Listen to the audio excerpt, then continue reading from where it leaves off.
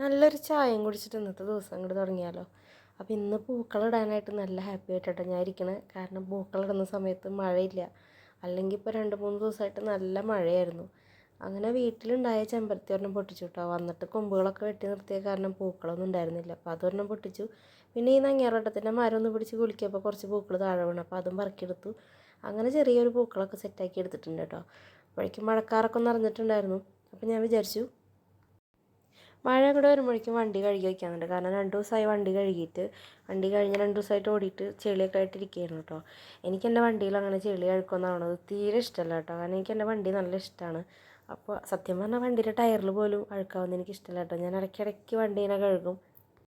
ശരിക്കും പറഞ്ഞാൽ ഈ കാര്യം പറഞ്ഞാൽ കുറേ പേര് കളിയാക്കിയിട്ടുണ്ട് കേട്ടോ. കുട്ടികളെ കുളിപ്പിക്കുന്ന പോലെ ഒന്നിരാടം വണ്ടിയൊക്കെ കഴുകുക എന്നൊക്കെ പറഞ്ഞിട്ട് അവർ പറഞ്ഞു കേട്ടോ. എനിക്ക് എവിടെയെങ്കിലും പോയി വന്ന് വണ്ടിയിൽ ചെളിയൊക്കെ ആയിട്ടുണ്ടെങ്കിൽ അത് കഴുകിയില്ലെങ്കിൽ ഒരു മനസ്സമാധാനം ഉണ്ടാവില്ല കേട്ടോ. അങ്ങനെയാണ് ഞാൻ.